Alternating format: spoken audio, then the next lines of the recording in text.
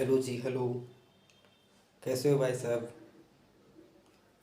तो आइए हम लोग अपनी क्लास को स्टार्ट करते हैं और निरंतर हर दिन की तरह आज भी अपनी क्लास, अपनी कक्षा, अपनी विषय मॉडर्न इंडिया यानी आधुनिक भारत का इतिहास। और आधुनिक भारत के इतिहास में हम लोग ये देख रहे थे कि ब्रिटिश कंपनी का जब आगमन होता है तो उसके समक्ष भारत में जो सबसे बड़ी चुनौती होती है वो होता है मुगल। लेकिन एक व्यापारिक कंपनी धीरे धीरे अपने साम्राज्य के निर्माण की दिशा में मुड़ रही थी, तो उसकी नीतियाँ और षड्यंत्रकारी जितनी भी विधियाँ गतिविधियाँ थी वो सारी की सारी साम्राज्यवादी हितों के अंतर्गत ही अपनाई गई थी। और मैंने उसी तरह से उसी क्रम में मैंने बात किया था मुग़ल शासक का, जैसे बाबर, हुमायूं, अकबर, जहांगीर आदि के बारे में जाना था। वहाँ से आगे बढ़ते हुए आज जो हम लोग जानेंगे वो शाहजहाँ के बारे में जानेंगे कि जिस तरह ब्रिटिश कंपनी और यूरोपीय कंपनियाँ भारत आई है, उस समय भारत में जो मुग़ल शासक है उसका क्या नज़रिया है अपने साम्राज्य के प्रति, अपने भारत साम्राज्य के प्रति।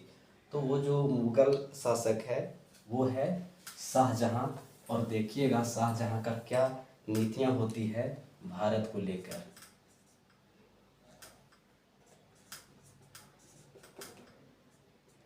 शाहजहाँ, सबसे पहले जानिए कि जो शाहजहाँ था, इसकी जो विवाह यानी उसकी जो शादी हुई थी वो मुमताज़ बेगम के साथ में हुई थी। शादी किसके साथ में हुई थी? मुमताज़ बेगम के साथ में। शादी होने का जो समय है वो 12 से 1612 है। खैर ये सब बातें पूछता नहीं है। 1612 में शादी होता है। 1614 में प्रथम पुत्री जहानारा, और फिर आप देख लीजिए तो 1500 फिर 1600 1614 1615 में दूसरा बेटा दारा।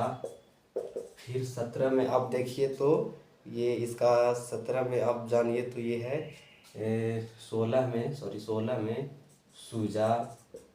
और फिर 17 में रोशानारा। फिर 17-18 में आपको ये औरंगजेब आ जाते हैं। औरंगजेब। फिर 19 20 21 19 20 21 और लास्ट 1631 तक जब 14वां पुत्र को जन्म देते हुए 14वें बच्चा का जन्म देते हुए मुमताज़ बेगम मर नहीं गई, जब तक ये भाई साहब इस तरह से अपने संसार को बढ़ाया। अब सोचिए कि जो एक बहुत बड़ी शासक अपने साम्राज्य पर ध्यान केंद्रित ना करके विलासी जीवन जी रहा है, तो कहीं ना कहीं वो साम्राज्य को खतरे में डालने का वो काम कर रहा है। अगर आपका घर है और आप घर पे गेट नहीं लगाएं और पूरे बेखबरी के तौर पे घर में सो रहे हैं, तो कहीं ना कहीं आप दुश्मनों को, चोरों को घर में आने का निमंत्रण दिए। तो कुछ ऐसा ही बात हो रहा था।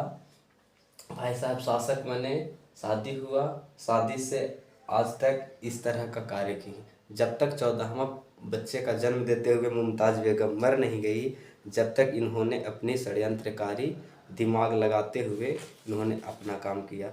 इसी के दरबार में कुछ अंग्रेज़ आए थे, और वो अंग्रेज़ था जिसका नाम था विलियम बफ़टन। विलियम बफ़टन आया और इन्होंने भी शासक से अनुमति मांगी कि मुझे भारत में अस्थायी रूप से व्यापार करने की अनुमति दी जाए। हालांकि इनकी कामयाबी उतनी सफल नहीं हो पाई जितनी उम्मीदें थी। लेकिन आगे चल के देखिएगा तो ये जो कंपनी है 1633 ईस्वी में 1633 ईस्वी में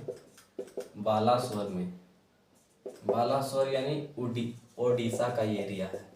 ओडिशा में ये अस्थायी रूप से पहली फैक्ट्री खोला। फिर आगे जाइएगा तो 1639 में मद्रास में इन्होंने फैक्ट्री खोला, और इसी तरह से निरंतर आगे बढ़ते रहे और फैक्ट्री खोलते रहे। इसका यहाँ पे जो फैक्ट्री खोला था उसका नाम दिया था फोर्ट ऑफ सेंट जॉर्ज। ये कंपनी की जो फैक्ट्री था उसका नाम था। 1651 ईस्वी में एक महत्वपूर्ण घटना घटती है कि यहाँ से कंपनियों का एक नया दौर शुरू होता है 1651 में। और वो दौर है जिस समय क्या हुआ था कि बंगाल में व्यापार करने के लिए, व्यापारी गतिविधियां करने के लिए शाह शुजा मुगल नाम का शासक था, जो परमिशन दिया और ये हुगली नदी के आसपास अपना व्यापारिक केंद्र बनाए और वहाँ से खूब इन्होंने कच्चा माल, रॉ मटेरियल आदि सामग्रियों को खरीदा, जिससे इनकी आर्थिक स्थिति, सैनिक स्थिति एज इट इज़ मजबूत बना रहा। तो यहाँ तक की कहानी ये है। और जानिए, तो आपको पता है कि आपको ये पता है कि पुर्तगाली की जो राजकुमारी थी, ये उसका नाम था ब्रिगेंजा कैथरीन, उसकी शादी इंग्लैंड के राजकुमार से हुआ था। और पुर्तगालियों के पास ये जो बम्बई था उसको उन्होंने ब्रिटेन के राजकुमार को दहेज में दे दिया था। लेकिन यहाँ पे 1668 ईस्वी में ब्रिटेन का जो राजकुमार था, जिसको मुंबई दहेज में मिला था, उसको ये जो था राजकुमार कंपनी को दे दिया। यानी कौन कंपनी को? ब्रिटिश कंपनी को, कि आप यहाँ से व्यापार गतिविधियाँ करो, खेती करो, संसाधन कमाओ, पैसे कमाओ और मुझे मतलब सालाने के तौर पर इसे मुंबई कंपनी को राजा ने दे दिया। तो इस तरह से एक परिवर्तन काल आता है। फिर आगे जाके देखिएगा तो अगला जो मुगल शासक होता है बहादुर शाह प्रथम। बहादुर शाह प्रथम, भाई साहब नाम के बहादुर थे, बहादुर शाह प्रथम। बहादुर शाह प्रथम की कोई ज़्यादा उपलब्धियां नहीं है, तो इसको हम ज़्यादा नहीं देखते हैं। आगे आप जानिएगा तो जहांदार शाह हैं। जहांदार शाह को इसको लंपट मूर्ख बोला गया है। अब क्यों मूर्ख किए होंगे ये आप खुद जान सकते हैं। लंपट मूर्ख ये हैं। और दूसरे व्यक्ति हैं आगे आप फर्रुख सियर, और फर्रुख सियर से ही बहुत बड़ी एक क्रांति का काल शुरू होता है। इसको यहाँ पे मैं मिटाता हूँ।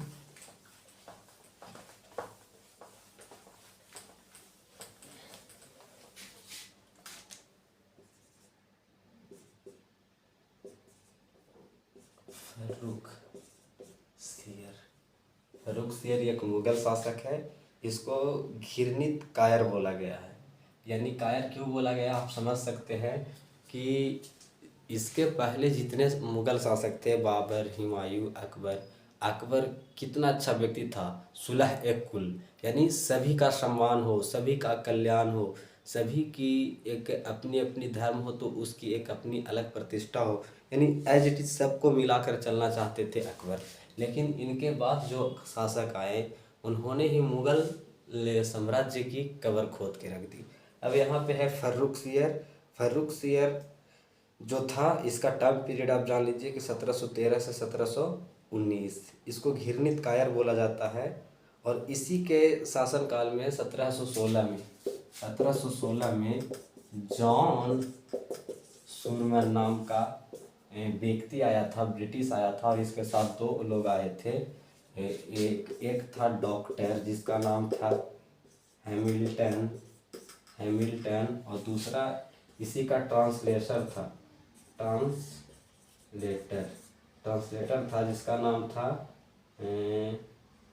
जिसका नाम था आप जान लीजिए सेहुद। ये ट्रांसलेटर थे, ये डॉक्टर थे।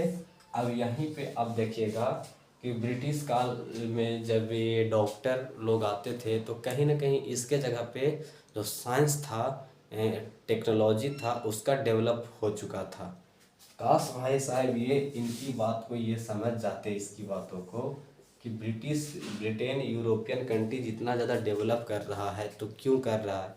क्योंकि इसके पास साइंस एंड टेक्नोलॉजी आ गई थी और अन्य प्रकार के मेडिसिन आ गए थे, जिसके कारण बहुत ही ये विकास की ओर जाने वाले थे। अब एक समय का बात था कि ये था बीमार, डॉक्टर था, इलाज कर दिया। ऐसे में क्या हुआ कि ये भाई साहब प्रसन्न हुए और प्रसन्न होकर कहें कि मांगो जो मांगना है। इन्होंने देखा कि मौका है, चौका लगा दीजिए। 1717 ईस्वी का बात है। 1717 ईस्वी में इन्होंने कहा कि सर मुझे बंगाल में व्यापारिक गतिविधियां में टैक्स ना ले, आप कुछ ऐसा काम कीजिए। तो इन्होंने शाही फरमान एक आदेश जारी किया और ब्रिटिश कंपनी को व्यापार करने के लिए दस्तक प्रदान किया गया। दस्तक क्या था, 1 मिनट में समझ लीजिए। दस्तक कहते किसको थे? मान लिया जाए ये भारत है, ये बंगाल है। मान लिया जाए हम एक व्यक्ति यहाँ है, एक व्यक्ति यहाँ है। अब ये दोनों व्यक्ति व्यापारी है, व्यापार करता है, और मान लिया जाए व्यापार यहाँ से किए हैं और करके हम यहाँ जा रहे हैं। अलग अलग क्षेत्रों में हम सामग्रियों को एक्सपोर्ट करने जा रहे हैं, बेचने जा रहे हैं। अब ये जो ए व्यक्ति है और ये बी व्यक्ति है, अब ए यहाँ से निकलता है तो एक चुंगी घर यहाँ है, एक चुंगी मतलब tax tax tax tax tax tax, तब यहाँ पे बाजार है, ये सारी बाजार है। और यहाँ पे चुंगी चुंगी चुंगी चुंगी टैक्स, ये सारी टैक्स घर हैं, हॉल्ट लगे हुए हैं जहाँ पे आपको गुजरना होगा टैक्स। अब इसके ए का पास दस्तक है और be as it is normal व्यापारी है। अब यहाँ से निकला तो no tax no tax no tax no tax. ये सारी वस्तुएं जो खरीदा है दोनों 8-8 रुपये में खरीदे हैं। अब यहाँ से ये जा रहे हैं तो ये 8 रुपया कहीं पे ये टैक्स दे ही नहीं रहे, लेकिन ये भाई साहब 2 रुपया यहाँ प्लस 2 यहाँ प्लस 2 यहाँ प्लस 2 यहाँ, 4 4 2 6 6 2 8, और 8 खरीदारी था प्लस 16। अब इसकी कितना, अब ये बाजार में आया है। अब इसकी जो वस्तु का जो मूल्य लगा था, कुल लागत वो था 8, और इसकी कुल लागत प्लस टैक्स जोड़कर हो गया 16। अब बताइए कि बाजार में किसकी वस्तुओं की ज़्यादा बिक्री होगी? यानी जो भारतीय व्यापारी होंगे वो बाजार में टिक नहीं पाएंगे, और ऐसे में अंग्रेज अगर इसको 10 रुपये बेचे उसके बाद भी मुनाफा, 12 बेचे उसके बाद भी मुनाफा, 13 बेचे, 14-15 तक बेचे उसके बाद भी मुनाफा। लेकिन ये जो व्यापारी है बाजार से हट जाएगा, बाजार में टिक नहीं पाएगा, क्योंकि इसकी प्रतिस्पर्धी जो कंपनियां हैं वो सेम क्वालिटी वस्तु और कम दामों में बेच रही है। तो अमूमन सी लोग हैं कि कम कीमत पर वस्तु अच्छा खरीदने का प्रयास करते हैं। तो यहाँ से फर्रुखसियर की ये बहुत बड़ी गलती थी, जिन्होंने इमोशन में आकर व्यापारिक गतिविधियाँ करने के लिए अंग्रेज़ों को छूट दे दिया। तो इस तरह से, और शाहजहाँ से जुड़ी कुछ और मतलब फैक्ट आप जान लीजिए कि जब जहांगीर के रिलेटेड, जो जहांगीर है, जहांगीर से संबंधित तथ्य क्या है कि इसके शासनकाल में ही टॉमस रो आया था। और टॉमस रो जब व्यक्ति आया था तो ये मिला कहाँ था? अजमेर में मिला था, अजमेर में। और गिफ्ट में दिया था, कहा जाता है कि गिफ्ट क्या था, तो एक पेंटिंग था, पेंटिंग और घड़ी था। अब देखिए तो इतना ये लोग दूरदर्शी व्यक्ति थे, दूरदर्शी शासक थे, इस समझ नहीं पाते थे चीज़ों को। अगर कोई व्यक्ति मुझे घड़ी दे रहा है, कुछ ऐसी वस्तुएं दे रहा है जो तकनीक से बना हुआ है, तो मेरा दिमाग वहाँ पे पिक करना चाहिए कि इसका मतलब यूरोप में साइंस एंड टेक्नोलॉजी का डेवलपमेंट हो चुका है, तब तो घड़ी बना रहा है। लेकिन इस व्यक्ति का उतना ध्यान कहाँ था, विलासी शासक थे सारे लोग और अपनी साम्राज्य को चले थे बचाने। तो ऐसे में साम्राज्य के ऊपर बहुत बड़ी खतरा आने वाला था, जो आगे चलकर आपको आगे के काल में देखने को मिलेगा। अब आगे हम लोग बढ़ते हैं, तो आगे की जो ये सिस्टम है वो ये है कि शाही फरमान मिला, और शाही फरमान यानी अंग्रेज़ों के लिए एक सुनहला मौका मिला। इसको आप मैग्ना कार्टा के नाम से भी जान सकते हो। इसके बाद जो शासक आए, मोहम्मद शाह रंगीला आए, और फिर इसके बाद में ही मोहम्मद शाह के रंगीला के काल में ही देखिएगा तो 1739 ईस्वी में नादिर शाह का आक्रमण हुआ। फिर 1748 ईस्वी में अब्दाली आक्रमण किया, 1757 में पलासी का युद्ध हुआ, 1764 में बक्सर का युद्ध हुआ। इन सब युद्धों पर इन्होंने कोई कंट्रोल नहीं कर पाया, यानी इससे पता चल गया था कि मुगल शासक शक्तिहीन हो चुकी है, इसकी अब वह शक्ति नहीं बचा जो पहले के काल में हुआ करता था। तो ऐसे में जितने भी व्यापारी बाहरी आक्रमणकारी हैं जो आने का प्रयास करेंगे। अब देखिए यहाँ पे सबसे बड़ा जो प्रश्न उठता है वो प्रश्न ये है कि ब्रिटिश कंपनी को खास करके बंगाल ही क्यों चाहिए था। क्योंकि बंगाल की अपनी विशेषता है, ज्योग्राफिकल विशेषता है, उस विशेषता के तहत ही ये बंगाल के ऊपर अपना कंट्रोल करने का प्रयास कर रहे हैं। अब भारत का मैप देखिए तो बंगाल यहाँ। अब बंगाल में एक तो पहली बड़ी कि वहाँ पे प्रोडक्शन, कच्चे माल की उत्पादन बहुत था, यानी कृषि के दृष्टिकोण से देखेंगे तो यह समृद्ध था। पहला था कृषि समृद्ध राज्य। पहला पॉइंट तो यही था, कृषि समृद्ध राज्य। दूसरा पॉइंट ये था कि जनसंख्या सर्वाधिक। तीसरा था शांतिकालीन राज्य। चौथा आप पॉइंट जान लीजिए कि यातायात का साधन उपलब्ध।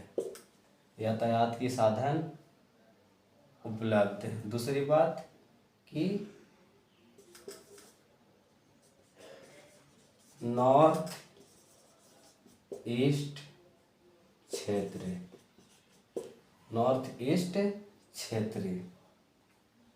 अब इतना बातों के माध्यम से आप समझ सकते हैं कि बंगाल का क्या इम्पोर्टेंस था। पहली इम्पोर्टेंस, यहाँ पे कृषि बहुत अत्यधिक मात्रा में होता था, जैसे में सोरा, कपास, अन्य प्रकार की जो गर्म वस्तुएं होती उसकी उत्पादन अधिक होता था। तो पहला तो दृष्टिकोण यही रहेगा, क्योंकि ये है कंपनी क्या, व्यापारिक कंपनी, तो मसाले आदि का व्यापार यहाँ पे बहुत ही अधिक होता था, खेती। तो ये चाहेंगे कि हमारा पहला जो नज़रिया हो वो बंगाल के हो। दूसरी बात, यहाँ जनसंख्या सर्वाधिक थी।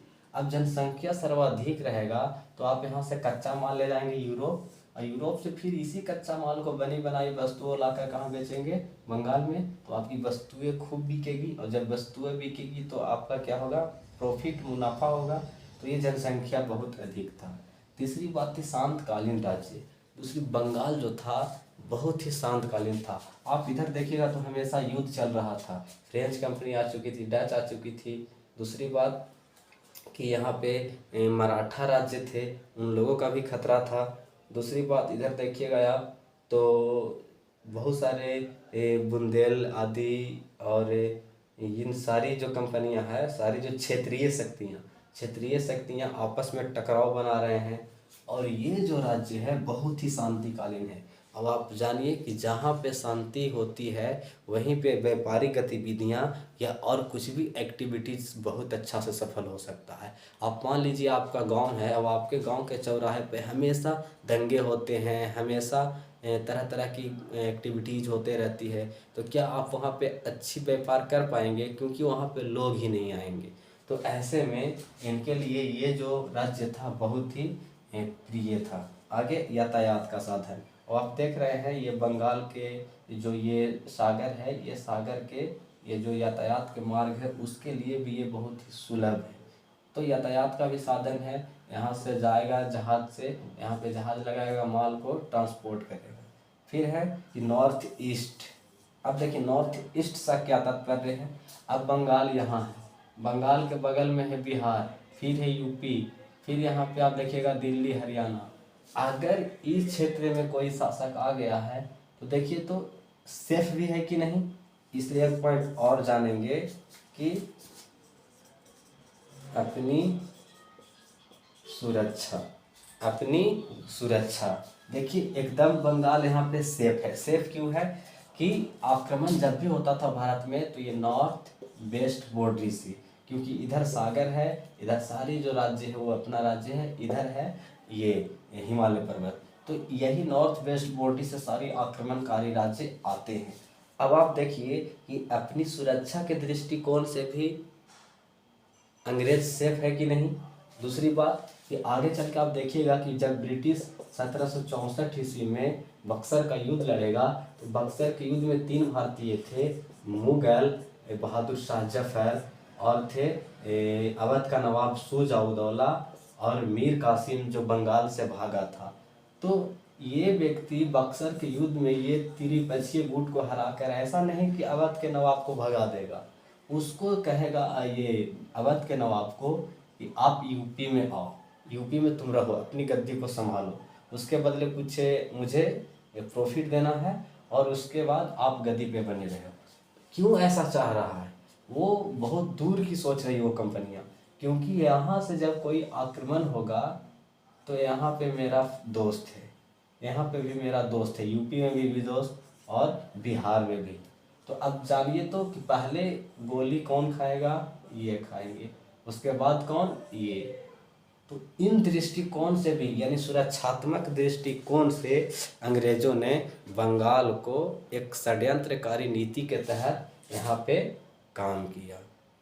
अब इसी क्रम में आगे देखिएगा तो बंगाल में क्या हुआ कि ये लोग बढ़ते गए। अब ये लोग कुछ कदाचार करने लगे थे, जो दस्तक फर्रुखसियर ने दिया था उसका मिस यूज करने लगे थे। तो उसी समय बंगाल का नवाब था सिराजुद्दौला। उसके पहले जो था तो था ही महत्वाकांक्षी, वो भी थे, और ये तो और महत्वाकांक्षी वो था। पिता इसका महत्वाकांक्षी था तो बेटा, पिता 10 नंबरी तो बेटा 20 नंबरी। अब क्या हुआ यहाँ पे कि इनकी जो नीति था कि बंगाल में व्यापारिक गतिविधियां कर रहा था, नो प्रॉब्लम, लेकिन बंगाल के जो पॉलिटिकली इंटरफेयरेंस था, यानी वहाँ की जो स्थानीय जो गतिविधियां थी उसमें भी ये हस्तक्षेप करना शुरू कर दिया था। तो ऐसे में बंगाल के जो नवाब था सिराजुद्दौला, उसको बहुत दुख हुआ, उसने आदेश दिया। दूसरी बात एक और कि बंगाल में आप एक व्यापारिक कंपनियां हैं तो आप व्यापार कीजिए, लेकिन ब्रिटिश ने क्या किया कि किले निर्माण शुरू कर दिया, यानी किला निर्माण करना शुरू कर दिया और किले के बगल बगल बहुत बड़े बड़े इमारतें खड़ा कर दी और उसके समीप पे तोप लगाने शुरू कर दिए। अब कंपनी को लगा कि ये तो यहाँ पे राजनीतिक शक्ति बढ़ा रहा है, प्रशासनिक शक्ति बढ़ा रहा है, ऐसे में भला बंगाल का नवाब क्यों नहीं इन लोगों से चिढ़ता। बंगाल के नवाब ने कहा कि आप अपने किला को यहाँ से हटा लो। बंगाल के नवाब को ये लोगों ने मानने से इनकार कर दिया। ये लोग का तथ्य और तर्क ये था कि सर हम किले का निर्माण इसलिए करा रहे हैं कि मेरा जो दृष्टिकोण है वो सुरक्षात्मक दृष्टिकोण है, यानी हम अपनी सुरक्षा के हित के लिए हम किले का निर्माण कर रहे हैं। अब नवाब कहता है भला एक व्यापारिक कंपनी को सुरक्षा की आवश्यक क्यों है? अगर आपको सुरक्षा चाहिए तो मैं हूँ ना, मैं सुरक्षा आपको प्रोवाइड कराऊंगा।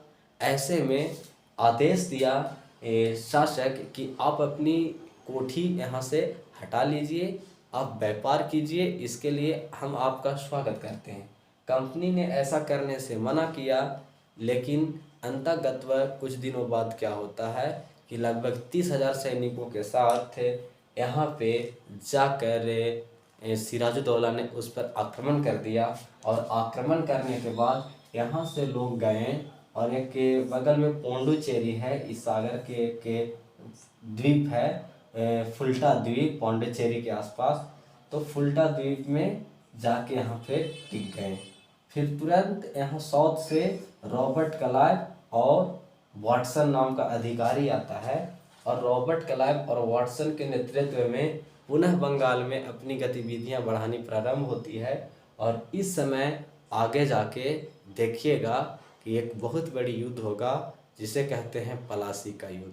और उस पलासी के युद्ध में अंग्रेजों का षड्यंत्र होगा और इस षड्यंत्र के जाल में अंग्रेज सिराजुद्दौला के सेनापति मीर जफर, जगत सेठ, वहाँ का जो क्षेत्रीय व्यापारी थे, उन सबों को, आमीन चंद आदि लोग होंगे, उन सबों को अपने षड्यंत्र में मिलाने में कामयाब होगा और ये जो पलासी का जीत होगी ये कंपनियों का एक षड्यंत्रकारी जीत होगी।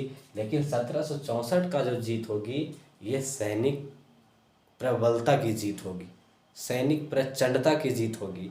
तो आप देखिएगा कि पलासी और बक्सर, मैं इसको स्पेशलिस्ट पढ़ाऊँगा क्योंकि पलासी और बक्सर ब्रिटिश कंपनी के लिए एक बहुत बड़ी मोड़ है।